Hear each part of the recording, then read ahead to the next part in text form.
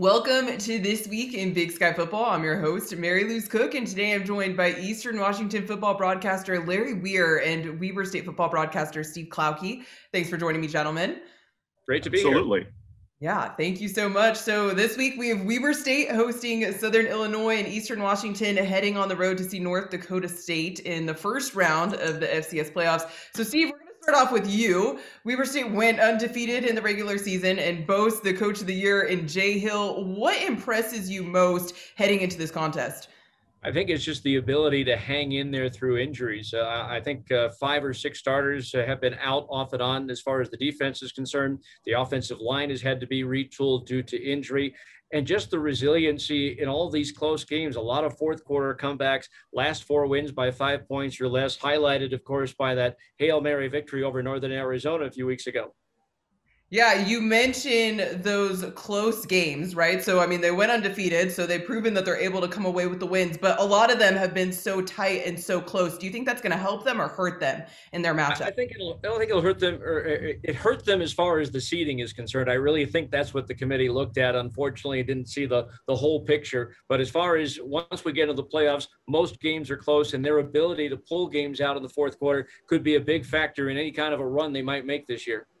Right. Well, looking forward to seeing how that plays out on Saturday. Now, Larry, we've got a rematch of the 2018 FCS championship game going down between Eastern Washington and North Dakota State. What's going to be key for the Eagles heading into that matchup?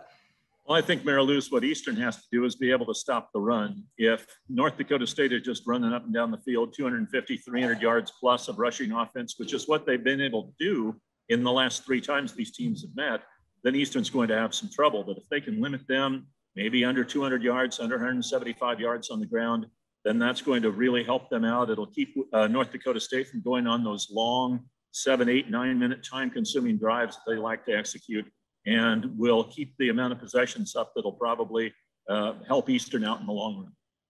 Now, talking about the offensive side of the ball, you've got Eric Berrier there. The Eagles, I mean, they've got no problem on the offensive side of the ball. How important is his leadership heading into that matchup? Well, it's very important, Mary Louise. That's one area that Eric has really grown in as a quarterback, is his leadership. He is much more vocal now than he was when these teams played for the championship in January of 2019. So just being a better leader of this team, I think that's something that he's grown into with time and experience. And as a senior now, this is kind of his team in Sheedy. So I think that's going to be huge in this ballgame. Right now, so that's our Big Sky Offensive Player of the Year. Now on the defensive side of the ball, we have Connor Mortensen of Weber State, former walk-on. I mean, what a story. Steve, what can you say about him and what he's been able to do for the Wildcats this season? Well, and again, with all the injuries on the defensive side, fortunately, he's been one guy that's been able to stay healthy. And so he's been very consistent, averaging right around 9.5 tackles per game.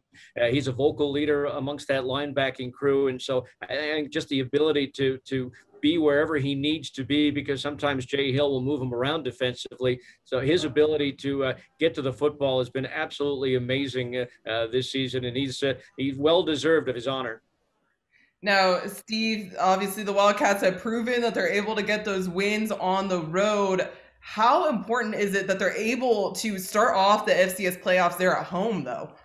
I think it's big. Obviously, I think the NCAA is allowing about 4,400 as far as the crowd is concerned, which would be the biggest that SIU has played in front of all season long. The very vocal crowd. I think it's going to be great to be able to open at home in a fan-friendly situation, because they're going to need it to get by this very good Southern Illinois team.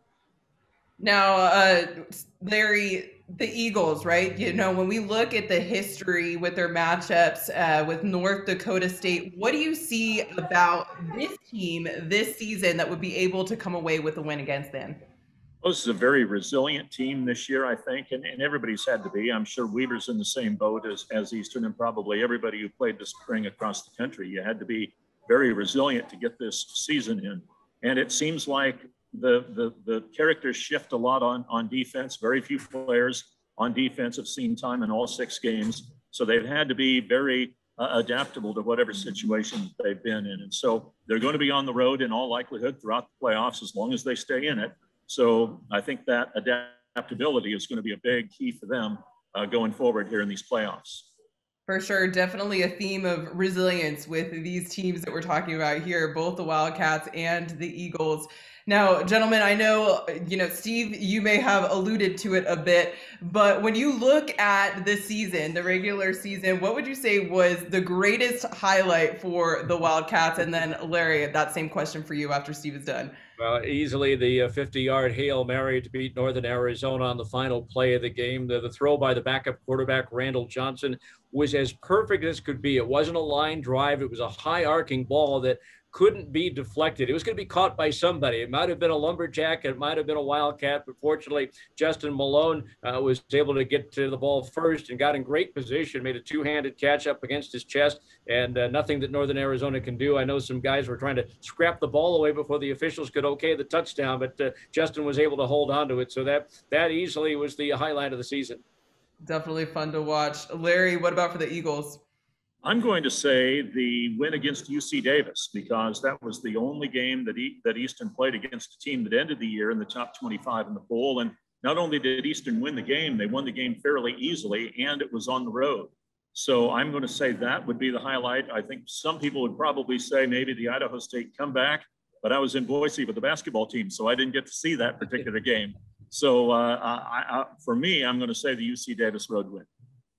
All right, then one last question for both of you. What would you say is something, we know, there's some things that are really obvious about these teams, right? Okay, so Weber State undefeated. We know the Eagles, a great offensive team. What are some things that, viewers might not pick up on that are going to be key for these teams? Larry, we can start with you. I'm going to say just the defense. When they haven't been surprised by something this year, outside of the Idaho State game, Eastern's defense has been very good. The first half against Davis, they were outstanding, didn't allow Davis a point. Very few first downs, very little time of possession. They were getting on and off the field and played very well. Then Davis brought out the third string quarterback, who was more of a running quarterback, and that caused a few problems in the second half. And the same thing with the Idaho game the second time around.